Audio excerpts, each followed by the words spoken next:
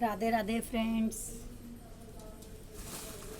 Friends, आज है गाज की पूजा। आज गाज माता की पूजा है और मैंने बनाई है ये मीठी पूड़ी और इससे मैं पूजूंगी गाज माता को और कहूँगी गाज माता की कहानी।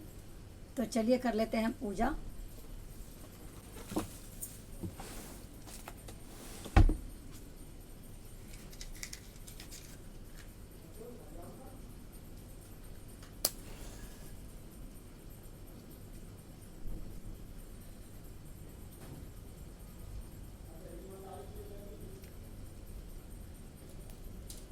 तो गाज जो है हर कोई नहीं बांधता और हर कोई नहीं खोलता, पर हमारे ब्राह्मण परिवार में गाज को बहुत मान्यता दी जाती है। तो अब ये जो गाज है ये कच्चे सूत की जो लपेट कर बनती है, और अगर आपके पास कच्चा सूत नहीं है तो आजकल जो राखी के धागे होते हैं वो भी कलावे से बनते हैं। तो कलावा भी कच्चे सूत से ही बनता है, तो आप उसकी भी गाज बना के अपनी चूड़ी में बांध सकते हैं और अपनी चैन में बांध सकते हैं। तो मैंने चूड़ी में बांध रखी थी, तो ये जो है मैंने खोल दी है, ये देखिए। तो ये गाज जो है हम जो है खोलेंगे और इसको पूजेंगे। पूज करके इसको कहानी पढ़ के फिर जो बायना है उसको हम अपने बुज़ुर्गों को या ब्राह्मण को दे देंगे। और उसके बाद में जो ये गाज है, जो पूजने के बाद जो गाज है, ये हम मिट्टी खोद के उसके अंदर दबा देंगे। चाहे आप गमले में दबा दीजिए, चाहे आप पार्क में दबा दीजिए, इस तरीके से इसको दबाया जाता है। और बायना अपने बुज़ुर्ग को मंदिर में दे दीजिए या अपने घर में कोई भी बड़ा है उसको दे दीजिए। कोई नहीं है तो आप गाय को खिला दीजिए। गाज की कहानी है, वो पूरी कहानी बताऊंगी और ध्यान से सुनिएगा कैसे गाज माता की कृपा बनी रहती है अगर हम उसकी पूजा पाठ करते हैं। तो चलिए, मैंने दिया प्रज्वलित कर लिया है।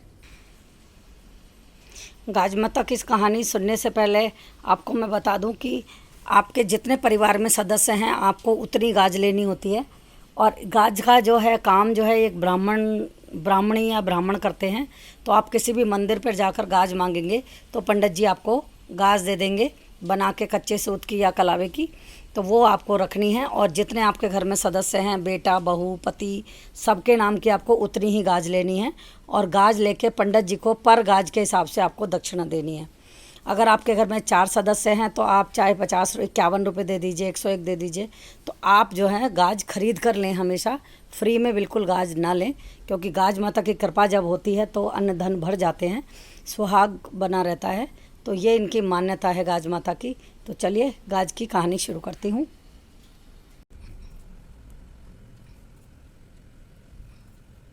सबसे पहले हम दीवार पे गाज माता बनाएंगे। रोली से, मोल आप या गेरू से, किसी से भी बना सकते हैं।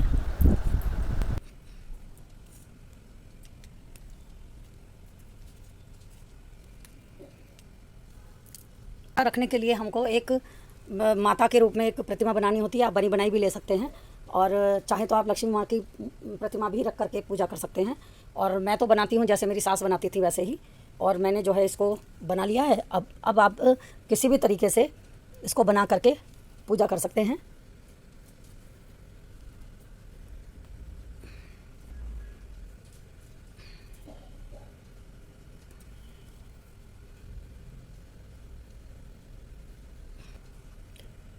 तो गाज माता आपके सबके बच्चों को जो है सुरक्षित रखें, धन्य धान्य पुत्र प्राप्ति हो, इसके लिए हम गाज माता की पूजा करते हैं। और अब इसे हम घी, गुड़, चीनी, मीठी पूड़े मीठे बना के और गजरौटा बना के हम इसको पूज सकते हैं। फल फ्रूट हर चीज़ दक्षिणा रख के हम इसको पूज लेते हैं। तो ये मैंने कर ली है पूजा। तो चलिए अब सुनाते हैं कहानी। एक बार एक राजा था और एक रानी थी। वे दोनों अपने महल में रहते थे। उनकी कोई संतान नहीं थी, इसलिए वह दोनों बड़े ही दुखी रहते थे। एक दिन रानी बोली, हे गाज माता, यदि मेरे गर्भ रह जाए तो मैं तेरा श्रृंगार करूंगी, मैं तेरी कड़ाही करूंगी। गाज माता की कृपा से रानी के गर्भ रह गया और रानी गर्भवती हो गई। परंतु रानी गाज माता का श्रृंगार और कड़ाही करना भूल गई। इस पर गाज माता क्रोधित हो गई। एक दिन रानी का लड़का पालने में सो रहा था। गाज माता के गुस्से से बड़ी जोर की आंधी आई और पालने सहित लड़के को उड़ाकर ले गई। गाज माता ने लड़के को पालने सहित एक भील भीलनी के घर में रख दिया। जब भील और भीलनी जंगल से घर आए तो उन्होंने अपने घर में पालने सहित बच्चे को देखा। भील और भीलनी के पास ना तो धन था और ना ही संतान। वे जंगल से घास लाते और उसी को बेचकर अपना जीवन निर्वाह करते थे। वे दोनों पति पत्नी बच्चे को अपने घर में देखकर बहुत खुश हुए और उसका पालन पोषण करने लगे। एक धोबी था जो राजा व भील भीलनी सभी के कपड़े धोता था। इधर राजा के महल में शोर मचा हुआ था कि गाज माता लड़के को पालने सहित उठाकर ले गई। धोबी पास में ही खड़ा यह सब बातें सुन रहा था। वह तुरंत ही बोल पड़ा, महाराज, मैंने आज पालने में सोता हुआ बच्चा भील के यहाँ देखा है। तब राजा ने सिपाहियों को आज्ञा दी कि भील को तुरंत यहाँ बुलाकर लाओ। तब सिपाही राजा की आज्ञा के अनुसार भील को महल में ले आए। तब राजा ने भील से पूछा, तेरे घर में पालने सहित लड़का कैसे पहुंचा? तब भील डरता हुआ बोला, हे महाराज, मैं गाज माता का व्रत करता हूँ, इसलिए गाज माता ने खुश होकर हमें यह लड़का दिया है। यह सुनकर राजा रानी को अपनी पुरानी बातें याद आ गई। उन्होंने गाज माता का श्रृंगार और कड़ाही करने को कहा था, परंतु पुत्र प्राप्ति के बाद उन्होंने यह सब नहीं किया। वह दोनों ही गाज माता का श्रृंगार और कड़ाही करना भूल गए। इसलिए गाज माता ने हमसे अपना पुत्र वापस ले लिया। तब रानी पश्चाताप के साथ बोली, हे गाज माता, हमारा पुत्र हमें वापस दे दीजिए। मैंने जो जो श्रृंगार कहे थे और कड़ाही कही थी, मैं उससे दूना करूंगी। मेरा पुत्र मुझे ला दो माँ, इस बार मैं कड़ाही और श्रृंगार नहीं भूलूंगी। गाज माता ने प्रसन्न होकर राजा रानी को उनका पुत्र लौटा दिया। तब रानी ने खूब उजमन किए और भील भीलनी को भी गाज माता की कृपा से धन और पुत्र की प्राप्ति हुई।